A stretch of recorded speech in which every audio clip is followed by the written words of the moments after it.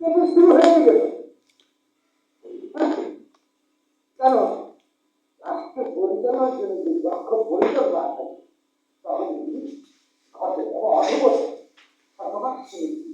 মহান খুশি আমরা জানি। আসসালামু আলাইকুম। আমার প্রিয় বন্ধু, শুভাকাঙ্ক্ষী এবং আমার প্রিয় দেশবাসীকে জানাই শুভেচ্ছা। প্রিয় শ্রোতাবৃন্দ, আমি অহিংস আনোয়ারকে মোর্শেদ। আমি অত্যন্ত শঙ্কিত বাংলাদেশে বর্তমানে যে ধরনের নৈরাজ্য, নির্মম, পৈশাচিক, যে বর্বরতম এবং যেভাবে আপনার জল্লাদদের উর্বর উল্লাস ভূমিতে পরিণত হয়েছে বাংলাদেশকে, তা দেখে আমি নিজেকে প্রতি নিজের ধিক্কার জানাই। এরকম ভয়ানক, নোংরা এবং অসভ্য কর্মকাণ্ড ঘটছে, অথচ রাষ্ট্র যারা পরিচালনা করছে ওরা তো সবার কি মানে এত ডিগ্রি, এত শিক্ষিত যে রাষ্ট্রের মানে স্বর্ণ আর হীরা আর আপনার এগুলো দিয়ে মোড়ায় ফেলে এটাকে এই জাতিরে এক টানে বানায় ফেলবে সুইজারল্যান্ড। এই সংস্কৃতি, এই ধরনের খেলছে খেলা। আমি বলবো এই যে বর্তমান সরকার যিনি চালাচ্ছেন ওনাদের সবাইকে এক্ষুনি পদত্যাগ করা উচিত।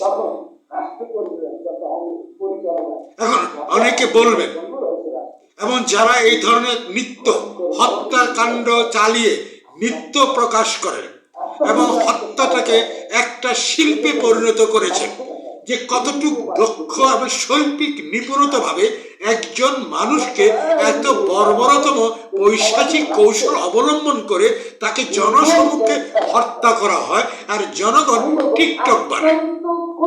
এবং এগুলি কিন্তু সব কিছু কিন্তু বর্তমানে যে তথাকথিত সরকার যিনি উনি জানেন, ওনারা জানেন। ওনাদের লজ্জা যদি থাকতো ওনারা পদত্যাগ করে ওনারা যার যার জায়গায় চলে যেতেন। ওনাদের গায়ে যদি এইরকম রাস্তাঘাটে বা গাড়িতে যখন চলেন এইরকম যদি মব হয়ে গিয়ে যদি গাড়িতে ওই রকম যে লাল চাঁদ যেভাবে হত্যাকাণ্ডের শিকার হয়েছে এবং যেখানে বিভিন্ন জায়গায় যেভাবে হত্যাকাণ্ড চলছে, এটি তো স্বাভাবিক হত্যাকাণ্ড, রাজনৈতিক হত্যাকাণ্ড। একটা আসলো, মিছিল আসলো, আসলো, হুট করে একটা ঘটনা ঘটে গেল, একজন মারা গেল, দুইজন মারা গেল, সারা বাংলাদেশে ধরলাম 100 মারা গেল।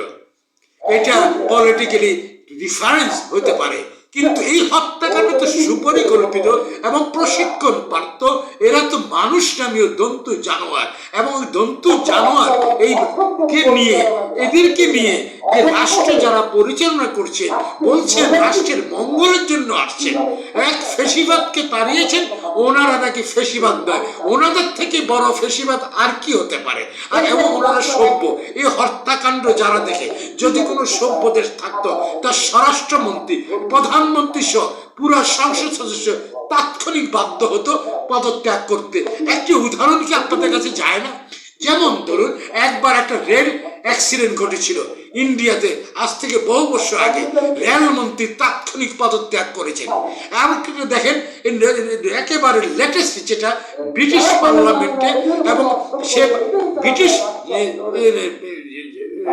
নাগরিক, জন্ম সূত্রে তার ওখানে, তার বেড়ে ওঠা ওখানে, সে বাংলাদেশেরই, তার পূর্বপুরুষ।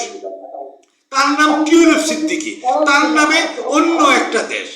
সে হলো ব্রিটিশ পার্লামেন্টের সংসদ সদস্য, পার্লামেন্টেরিয়ান। বাংলাদেশে তার অপবাদেশে, খুব ভালো কথা। কিন্তু যখন দেখছে তাকে নিয়ে কথা হচ্ছে, তাৎক্ষণিক অবস্থা সে মন্ত্রিত্ব নামক বাংলাদেশের সোনার হরিণটাকে, ও বাংলাদেশ হলে এটাকে তো এন্ডে ধরে রাখতো। বর্তমানে এগুলি যে পৈশাচিক কর্মকাণ্ড এগুলি এভাবে ধরে রাখছে, যেমন না বাংলাদেশের যত অসভ্য বানানো যায় বানায়, যেমন গতি চালন না। তারা কি দেখে না এই যে নৈশিক বর্বরতম কাণ্ডগুলি, এগুলো সভ্য সমাজ। আর যারা আন্তর্জাতিক খেলোয়াড় বৎসরে 365 ভিতরে আমার মনে হয় 300 দিনে থাকেন ওই সভ্য দেশে। তারা সভ্য দেশে দেখেন না?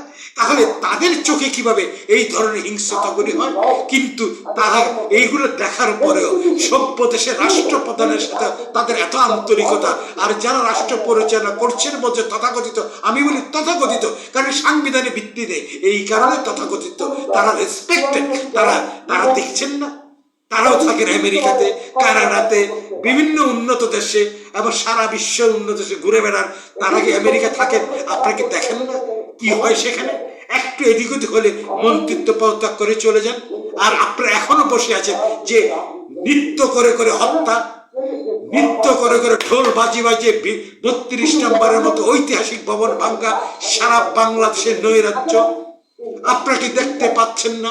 এই যে লোক যে বেগমগঞ্জের লক্ষ্মীপুরে যে পানিতে ঢুকিয়ে ওই পৈশাচিক, ওই বর্বর, অসভ্য, ওই সন্ত্রাসী বলবো না আমি, এর হলো জল্লাদ, যে মব বলে এটাকে জল্লাদ বাহিনী বলা উচিত, যে হত্যা করে আবার পানিতে ভাসিয়ে দিয়েছে।